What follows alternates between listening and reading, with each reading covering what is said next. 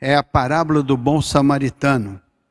O bom samaritano. Diz assim: e eis que certo homem, intérprete da lei, se levantou com o intuito de pôr Jesus à prova e disse-lhe: mestre, que farei para herdar a vida eterna? Essa é a pergunta, né? Mestre, o que farei para herdar a vida eterna? Foi a pergunta do doutor da lei. Então Jesus lhe perguntou: o que está escrito na lei? Como interpretas? Ele era um doutor da lei. Então foi perguntado a ele: como está escrito na lei? Como é que tu interpretas? Assim, a isto ele respondeu. Como é que ele interpretava, né? Então ele respondeu: amarás o Senhor teu Deus de todo o teu coração, de toda a tua alma, de todas as tuas forças e de todo o teu entendimento, e amarás o teu próximo como a ti mesmo. Essa é a resposta do doutor da lei para o Senhor Jesus. Então veja agora o que Jesus lhe disse. Então Jesus lhe disse: respondestes corretamente, faze isto, pratique isto e viverás. Faze isto e viverás. Então Jesus está correto a sua interpretação, só falta agora praticar. Pratique isso e tudo vai estar bem. Ele, porém, querendo justificar-se, perguntou a Jesus: quem é o meu próximo? Ele, querendo justificar-se, então pergunta: como é que eu posso amar o meu próximo se eu não sei quem é? Então quem que é o meu próximo? E Jesus vai lhe responder. Jesus prosseguiu dizendo: certo homem descia de Jerusalém para Jericó e veio a cair em mãos de salteadores, os quais, depois de tudo lhe roubarem e lhe causarem muitos ferimentos, retiraram-se, deixando-o semi-morto. Casualmente descia um sacerdote por aquele mesmo caminho e, vendo-o, passou de largo. Então, tinha um homem caído à beira do caminho, que tinha sido assaltado, veio um sacerdote, passou, vendo, passou de largo e seguiu o seu caminho. Semelhantemente, um levita descia por aquele lugar e, vendo, também passou de largo. Então o sacerdote passou de largo e o levita, semelhantemente também, vendo aquele homem caído ali, ferido, ele desviou o seu caminho e seguiu adiante. Certo samaritano que seguia o seu caminho, passou-lhe perto e, vendo-o, compadeceu-se dele. Então é diferente aí, o samaritano passa, olha para aquele homem caído à margem do caminho e então compadece-se dele, né? Vendo, compadeceu-se dele. E chegando-se, pensou-lhe os ferimentos, aplicando óleo e vinho, e colocando-o sobre o seu próprio animal, levou para uma hospedaria e tratou dele. Então aquele homem não somente viu, como inclinou-se para ele com compaixão, cuidou dele, colocou sobre o seu animal e o levou para a hospedaria. Chegando-se, pensou-lhe os ferimentos, isso já lá disse, agora 35, por favor. Isso. No dia seguinte, tirou 2 denários, ou seja, 2 dinheiros, 2 valores financeiros, e os entregou ao hospedeiro, dizendo: cuida deste homem, e se alguma coisa gastares a mais, eu te indenizarei quando voltar. Ou seja, ele deixou uma quantia financeira para que aquele homem pudesse ter o cuidado daquele estalajadeiro. E ele disse: não se preocupe, se você gastar alguma coisa a mais, quando eu voltar, eu te reembolsarei. Qual destes 3 te parece ter sido o próximo do homem que caiu nas mãos dos salteadores? Isso é Jesus perguntando para o doutor da lei. Desses 3 que passaram lá e viram o homem caído, qual que parece, ao seu entendimento, ter sido o próximo daquele homem? Quem que foi o próximo daquele que caiu perante os salteadores? Então, respondeu-lhe o intérprete da lei: o que usou de misericórdia para com ele. Então disse-lhe Jesus: vai e procede tu de igual modo, né? Assim termina a parábola aí do bom samaritano, né? Vai tu então e procede de igual modo. Tem algumas lições que eu queria compartilhar com vocês essa noite. É o primeiro domingo do ano, né?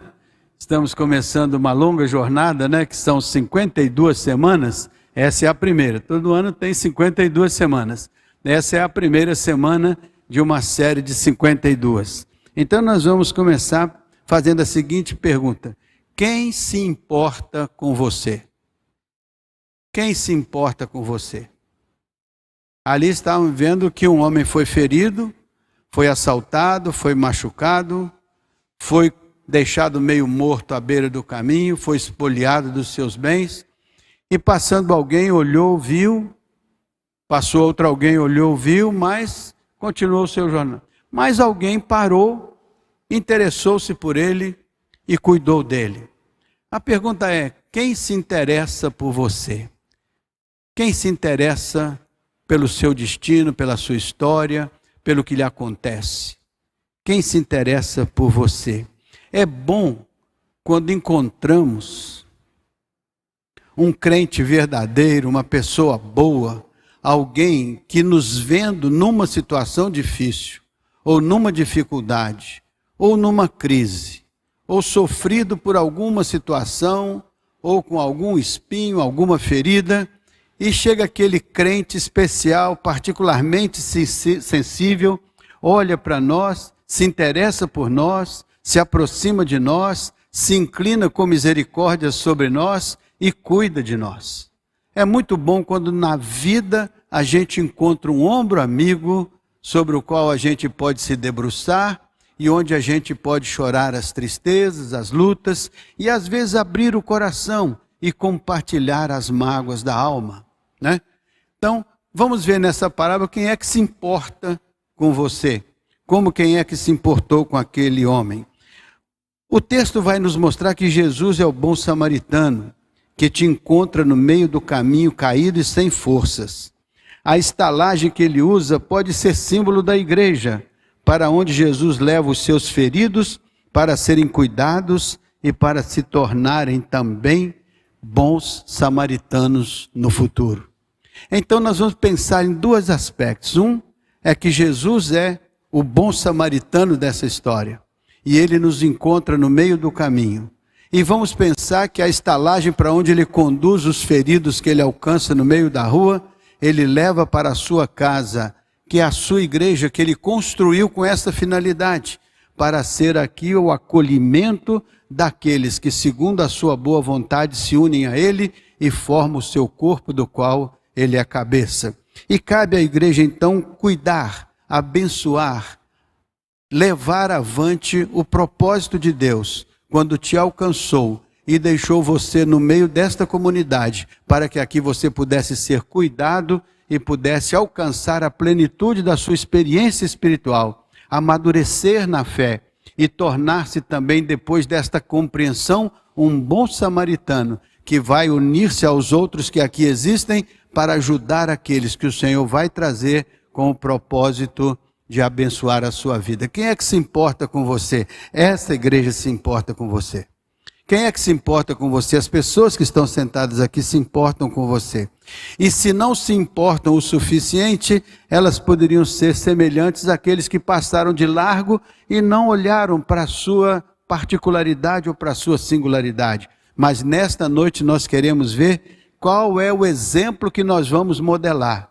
Se aqueles que assaltam, se aqueles que ferem, se aqueles que magoam, se aqueles que entristecem, se aqueles que são indiferentes passam ao largo, ou se aqueles que param, ouvem a sua história, se sentem solidários, ajudam e cooperam. Então tem algumas lições. Jesus é o estrangeiro que te socorre à beira do caminho, que se interessa por você.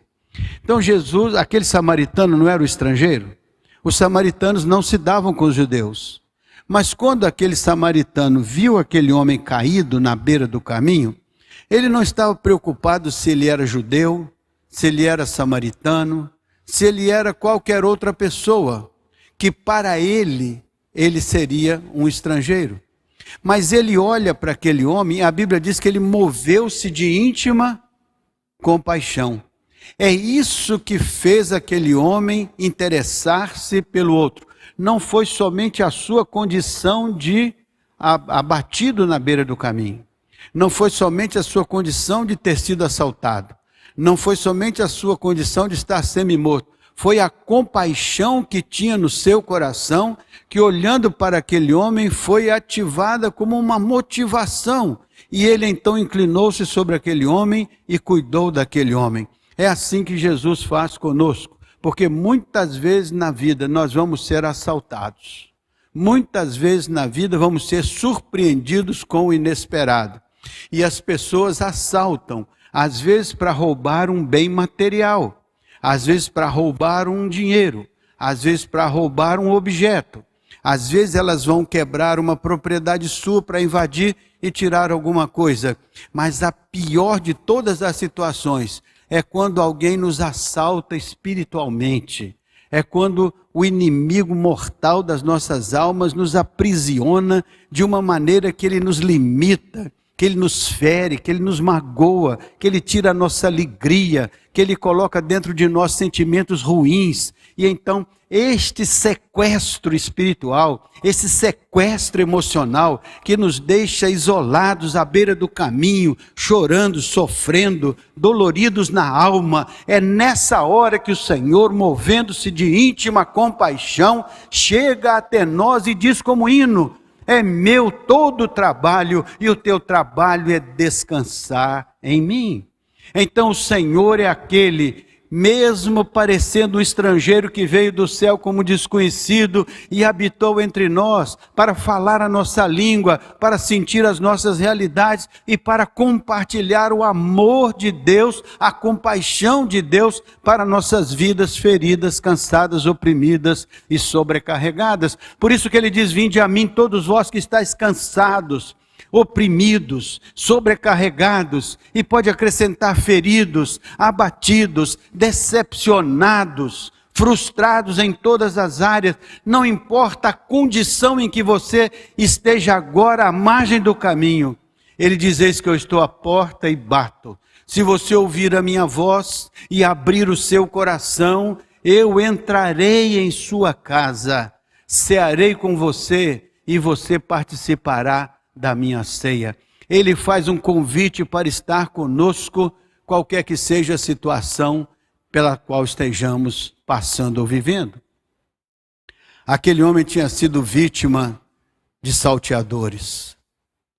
Às vezes somos vítimas de pessoas que nos maltratam, que nos machucam, que nos ferem. Às vezes somos vítimas. E às vezes os ferimentos são tão grandes que nós nos sentimos aleijados espiritualmente, emocionalmente, e carregamos sobre nós um fardo muito pesado. E nesta hora, quem é que cuida de você? Aí vem o Senhor. Quem é que se importa com você? Vem o Senhor, e como aquela voz de misericórdia, de compaixão, com aquele sentimento de misericórdia, alcança a sua vida. E dizeis que estou contigo todos os dias, até a consumação dos séculos. É aquela voz amiga que chega ao seu coração. É aquela mão amiga que chega ao alcance da sua dor. Agora vamos ver o ponto seguinte: ele te socorre porque te vê e se move de compaixão. O Evangelho não é uma teoria religiosa. O Evangelho não é uma religião. O Evangelho é a demonstração do amor de Deus para com você num encontro profundamente pessoal. Então o Evangelho é um relacionamento entre você e Deus, entre Deus e você. Por isso que a Bíblia diz que Deus estava em Cristo reconciliando consigo o mundo, e pôs em nós, a igreja, a palavra da reconciliação. Então a nossa palavra hoje é para que você entenda que o Evangelho é essa manifestação do amor de Deus ao seu coração.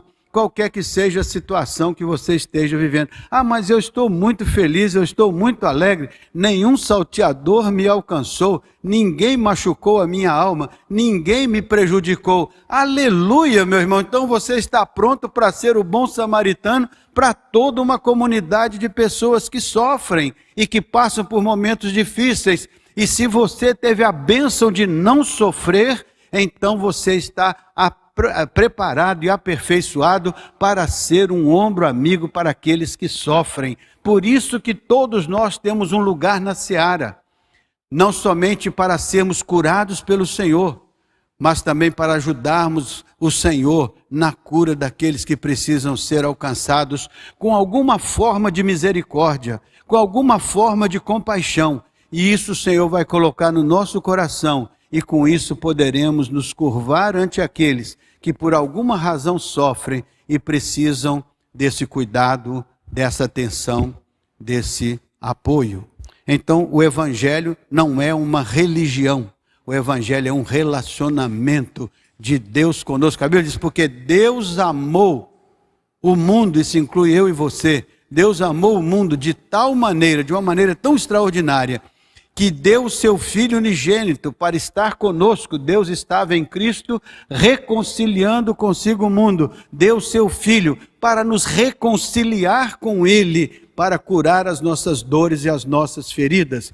Isaías, profeticamente falando sobre o Senhor, ele disse, ele levou sobre si as nossas dores, pelas suas pisaduras fomos sarados. O castigo que nos traz a paz estava sobre ele, e pelo seu sofrimento ele nos sarou. Ou seja, ele tomou o nosso lugar de sofrimento, para que por ele pudéssemos tomar o lugar da graça, da bondade, da misericórdia, do perdão, da reconciliação com o Pai eterno. Assim, então, o Evangelho é esta relação de Deus conosco. É a relação nossa com Deus.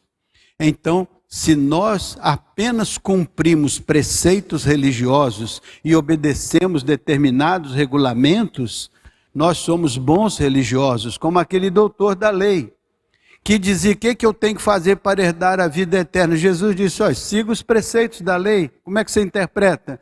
E ele diz, amarás ao Senhor. Aí ele começa a perceber que era mais do que uma religião, implicava um amor profundo a Deus em primeiro lugar e ao seu semelhante da mesma forma que ele era capaz de se amar. Por isso que a Bíblia diz que nós temos que amarmos a nós mesmos, porque é com essa qualidade de amor sincero e verdadeiro que nós temos condições de amar as outras pessoas. Se não gostarmos de nós mesmos, se não formos amorosos conosco, se não nos perdoarmos de tantas coisas e se não formos capazes de reconstruir dentro de nós experiências profundas com Deus, como que compartilharemos esse amor? Então, por isso que Deus quer trabalhar primeiro conosco, preparar-nos para depois nos fazer instrumentos da sua graça para outras pessoas. Por isso que a igreja é como uma grande estalagem. Deus traz aqui os que sofrem, os feridos, os abatidos, para que eles sejam amados, para que eles sejam cuidados, para que eles sejam abençoados. E quando eles forem amados, cuidados e abençoados e sararem das suas feridas, eles estarão prontos para serem também abençoadores de outras pessoas. Então, se você já foi curado pelo Senhor, se você já foi restaurado pelo Senhor, se você já foi construído na presença de Deus como uma nova criatura, então agora você passou daquele momento de depender de um cuidado especial de Deus na sua individualidade ou às vezes no seu egoísmo, e agora você diz, Senhor, eu quero estar com o Senhor como aquele que ajuda, como aquele que leva a tua cura, como aquele que leva o teu amor, como aquele que leva a tua misericórdia, como aquele que se interessa pelo outro, até que o outro tenha alcançado a cura, a restauração, a reconciliação que o Senhor veio trazer e que deve estar presente na vida de cada um de nós. Em terceiro lugar, Jesus é diferente dos que passaram pelo caminho. Jesus se importa com você e ele é diferente daqueles que passam às vezes pelo seu caminho, daqueles que passam para destruir, daqueles que passam para desqualificar, daqueles que passam para assaltar, daqueles que passam para te violar, daqueles que passam para te desqualificar. E assim vai se multiplicando. Jesus é diferente disso. Jesus é diferente daqueles que passam por você indiferentemente, não sentem a sua realidade, a sua presença, te ignoram, deixam você à parte. Jesus é diferente disso porque ao olhar para você, ele se interessa por você. Ele vai até o seu coração e bate porque ele quer entrar na sua vida. Ele não quer apenas que você saiba que ele existe, ele quer existir dentro de você. Ele quer existir na experiência pessoal com você. Por isso que a Bíblia diz que o nosso corpo é o templo do Espírito Santo. É a morada de Deus em Espírito. Jesus disse, eu e meu Pai viremos para vós e faremos em vós morada. Então Jesus não quer apenas ser um observador da sua vida, ele quer ser participante da sua vida, ele quer ser integrante da sua experiência, ele quer derramar sobre a sua vida o Espírito Santo que vai habitar em você e que vai guiá-lo em toda a verdade, em toda a justiça, que vai convencê-lo do pecado, que vai convencê-lo de todas as coisas necessárias para que você perceba a grandiosidade de Deus e acerte a sua vida com Deus. O Espírito tem este trabalho de nos habilitar para estarmos plenamente na presença de Deus. O Espírito Santo tem o trabalho de nos encher da plenitude de Deus. Por isso que a Bíblia diz que nós devemos nos encher do Espírito de Deus, para que o Espírito de Deus seja pleno em nós. E assim o amor de Deus será derramado em nossos corações pelo Espírito Santo que nos foi dado. É com esse amor que nós podemos exercer a misericórdia sobre aqueles que no caminho estão abatidos e sofridos, porque um dia o Senhor usou de misericórdia conosco quando estávamos caídos e abatidos. Ele usou pessoas para nos abençoar. Ele usou pessoas para orar por nós, ele usou pessoas para nos restaurar, ele usou pessoas para nos ouvir, e agora ele quer nos usar para restaurar outras pessoas, para ajudar outras pessoas, para orar por outras pessoas, para interceder por outras pessoas. Igreja é como um hospital, alguns seguem para ser curados, e aqui então alguns são médicos que ajudam na cura. E todos os que chegarem para ser curados devem se transformar naqueles que ajudam a curar os outros. A Bíblia diz, confessai as vossas faltas uns aos outros, para que sejais curados. Então nós somos uma comunidade terapêutica, e cada um que foi alcançado pela graça de Deus, deve ser um instrumento de Deus para abençoar a vida de outras pessoas. Essa é a lei de Abraão. Deus falou, eu vou te abençoar, Abraão, você vai ser uma bênção, e em ti serão benditas todas as nações da terra. Eu vou te abençoar, para você ser um abençoador. Queremos começar este novo ano com esta ideia. Quem é que se interessa por você? Esta igreja, cada um de nós em particular, porque fomos antes alvo do interesse de cada um dessa amada igreja. Por isso que a Bíblia diz, nós amamos a Deus, sabe por quê? Por que nós amamos a Deus? Porque Ele nos amou primeiro. Então, a igreja deve ter a iniciativa de demonstrar a misericórdia e o cuidado de Deus, para que as pessoas, entendendo isso, possam receber o Senhor Jesus, experimentar esse amor, e elas mesmas depois podem ser transmissoras deste amor misericordioso, cuidadoso. A igreja cresce no momento em que ela cresce neste amor, nesta misericórdia, neste cuidado, nesta atenção, nesta dedicação ao outro, sabendo que um dia o Senhor, por intermédio de alguém, se dedicou a nós e nos alcançou com a sua graça. Agora, por nosso intermédio, Ele se dedicará a outro, alcançará outros com a sua graça e com a sua misericórdia. Você está pronto para ser um instrumento de Deus? Sim ou não? Então pronto, se depender de você, essa igreja vai ser uma igreja misericordiosa, amorosa, cuidadosa, abençoadora, né? Vai ser ou não? Sim ou não? Se depender de você, vai ser. Se depender de mim, tem que ser. Então nós temos que ter esta compreensão. Quem é que cuida de você? Deus cuida de você através de cada um de nós. Deus cuida de nós através de cada um de vocês. Deus cuida de mim através de cada um de vocês. E Deus cuida de vocês através de cada um de nós. Juntos nos unimos como um corpo, do qual Jesus Cristo é cabeça. Faz sentido? Faz? Então vamos para mais um ponto. Jesus, quando olha para aqueles homens, para aquele homem caído, ele para perto dele, e o que ele usa para fazer aquele homem ser restaurado daquelas feridas? Ele usa dois elementos. Primeiro ele usa o azeite e depois ele usa o vinho. Então, essas duas especiarias têm um significado especial na Bíblia. O vinho significa o sangue de Cristo que foi derramado por nós na cruz do Calvário. E o sangue de Jesus nos purifica de todas as feridas, de todas as maldades. O sangue de Jesus nos purifica de todo o pecado.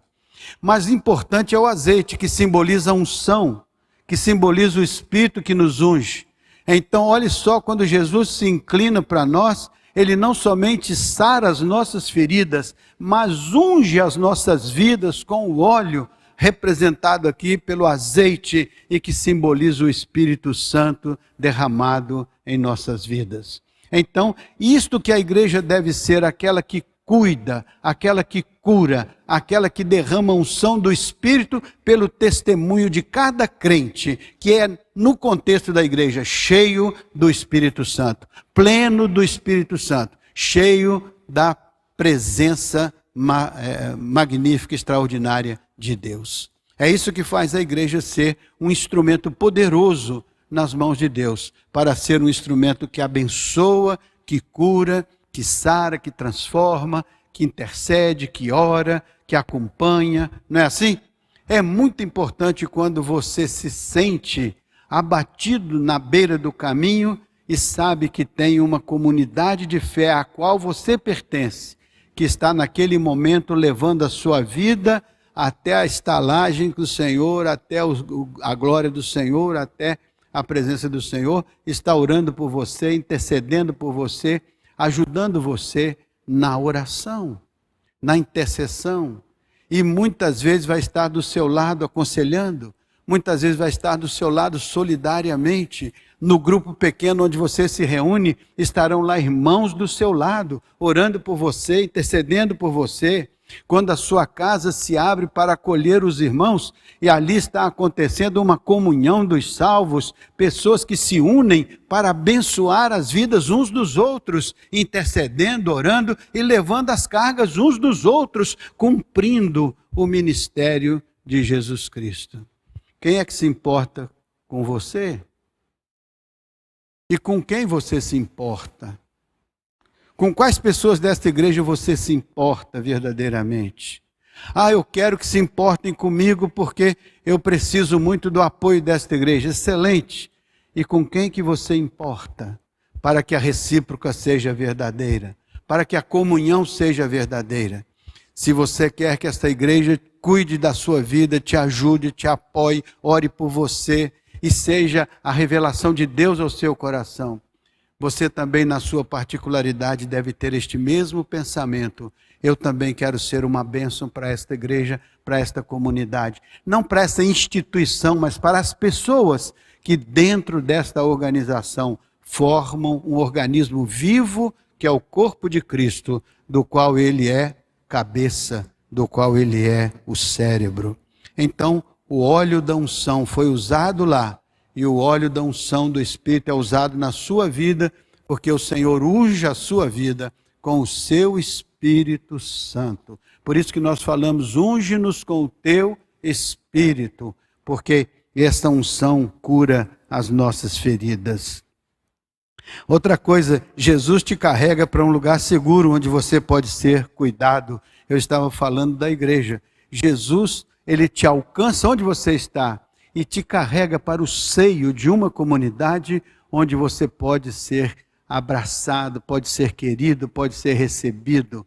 E se nós não alcançamos este privilégio ainda, é porque ainda somos elementares na fé, ainda estamos no processo de amadurecimento. Mas quando esta igreja se amadurecer ainda mais, ela será ainda mais uma comunidade acolhedora, ela será mais uma comunidade de cura, de transformação, de libertação. Ela será um lugar onde você pode se sentir seguro, como aquele homem da estalagem, quando o bom samaritano chegou e disse: cuida dele, está aqui o que você necessita, e eu vou voltar e vou te pagar tudo que você gastar. Ou seja, eu vou honrar todo e qualquer compromisso que eu tenho com a comunidade, para que ela possa ser nas minhas mãos um instrumento de cura para aqueles que, feridos ao meio do caminho, podem ser alcançados, né? Jesus carrega você para um lugar seguro. Ele não te deixa abandonado na beira do caminho, como aqueles religiosos deixaram, como aqueles salteadores deixaram. Ele não deixa você abandonado. Ele é o seu Deus. Você é a ovelha do seu pastoreio. Nunca esqueça disso. Jesus é o seu pastor e você é a ovelha do pastoreio dele. E isso que faz a nossa igreja ser um rebanho. Isso que faz Jesus ser o nosso pastor. Por isso que a Bíblia diz: o Senhor é o nosso pastor e Ele nunca nos faltará. Ele guia a gente para as águas tranquilas, para os pastos verdejantes. Ele conduz a nossa vida pelas veredas da justiça, da coisa certa. Ele faz a gente vencer em toda e qualquer situação, porque Ele nos conduz como o pastor conduz as suas ovelhas. Jesus paga a sua conta. É outra coisa importante. Quando você é alcançado pelo Senhor, Ele paga a sua conta. Ele pagou sua conta na cruz do Calvário. Ele pagou suas culpas, Ele pagou seus pecados, Ele pagou as suas pisaduras que Ele levou sobre si. Ele não dá 2 dinheiros para pagar a sua hospedagem aqui. Ele dá a vida, o sangue, a unção do Espírito. Ele entregou-se por nós, por amor de cada um de nós. Então Ele paga a nossa conta e já pagou no Calvário. E continua pagando no momento em que dispensa a cada um de nós o mais especial do seu amor, do seu cuidado, da sua atenção. Isso não nos custa materialmente, isso só nos custa a percepção da sua presença, da sua unção, da sua graça. Por isso que a Bíblia diz: quando você estiver na dificuldade, entra no seu quarto, fecha a sua porta, e o teu Pai, que te vê em oculto, te abençoará. Veja aí o acesso que você tem ao trono da graça de Deus em nome de Jesus. Sabe por quê? Porque Ele pagou a sua conta no Calvário. E Ele fez de você um vencedor, mais do que vencedor, por aquele que nos amou. Interessante isso, né? Tem até um hino, não tem, Martinha? Sei que foi pago um alto preço de um meu irmão.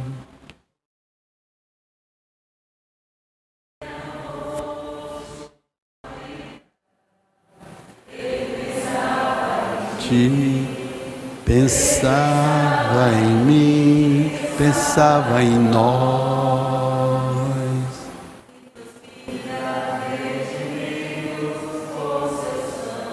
Redimidos por seu sangue.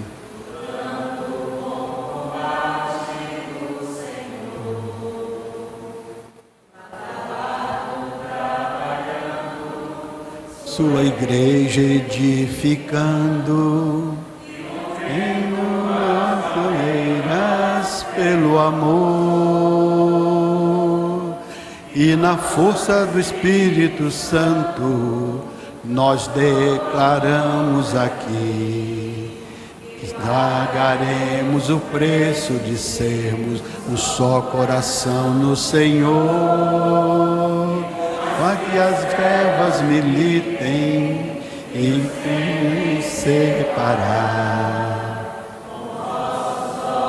Em Cristo unidos iremos ficar. Que bonito, né? Não é lindo? É um poema bonito, cantado, não é? É esta união que pelo sangue de Cristo nos faz um corpo, não é verdade? Então, Jesus prometeu voltar para completar a obra, se lembra? Quando ele deu lá, o bom samaritano deu os 2 dinheiros, ele diz assim, ó, e pode investir tudo que for necessário, porque quando eu voltar, eu te recompensarei. Aleluia, Maranata, né? O Senhor vai voltar e Ele vai nos recompensar todo e qualquer esforço que nós fizermos para honrar o nome dEle neste lugar. Ele vai voltar para nos dar o galardão que é necessário para cada um de nós, nos sentirmos recompensados das nossas lutas, da nossa dedicação, da nossa comunhão, do nosso trabalho, da nossa consagração. O Senhor tem um comprometimento de voltar e olhar para a sua igreja e levá-la para estar com Ele na glória, onde celebrará as bodas do Cordeiro. Amém?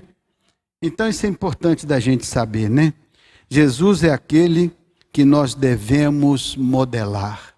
A Bíblia termina a parábola dizendo assim, vai tu e faze o mesmo que fez o bom samaritano. Então eu termino dizendo, vai tu e faze o mesmo. Inclina-te com misericórdia sobre aqueles que precisam da graça de Deus, abençoa-os com a bênção que você já recebeu do Senhor, e eles também serão abençoados e experimentarão a transformação das suas vidas, a cura, a transformação do seu espírito, viverão a graça de Deus. E unidos como um corpo, abençoaremos uns aos outros e abençoaremos esta cidade, abençoaremos este estado, abençoaremos aquelas pessoas que o Senhor Jesus quiser trazer para cá, porque Ele sabe que aqui nessa estalagem eles vão ser cuidados, vão ser abençoados, vão ser restaurados, porque aqui existem pessoas que compreenderam o amor de Deus e querem colocar no altar de Deus as suas vidas para fazer do modo como o bom samaritano fez lá no passado. Olhar com amor, com misericórdia para todos aqueles que precisam da graça do Senhor. Então, finalmente, Jesus nos manda ocupar o lugar do bom samaritano. Esse lugar muitas vezes está vago, mas nós precisamos ocupar este lugar, fazer a nossa parte, olhar com olhar de misericórdia, olhar com olhar de compaixão. Todo mundo que passar daquela porta para dentro tem que encontrar aqui um ambiente de acolhimento, um ambiente de misericórdia, um ambiente de amor, um ambiente de cura, um ambiente de restauração, um ambiente de perdão, um ambiente de edificação, para que aquela pessoa que entrar aqui, ferida que veio das lutas da vida, aqui encontre a reconstituição da sua vida, a recomposição da sua vida, a reconciliação da sua vida com o Deus poderoso da criação.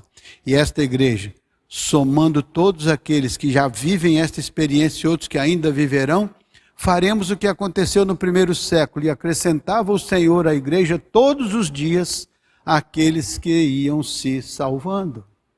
Então muitos vão estar aqui e se agregarão a nós, e serão bem-vindos entre nós, e ampliarão o corpo de Cristo neste lugar, e serão instrumentos de bênçãos daqui para todos os que estiverem ao alcance da nossa influência. Amém, meus irmãos?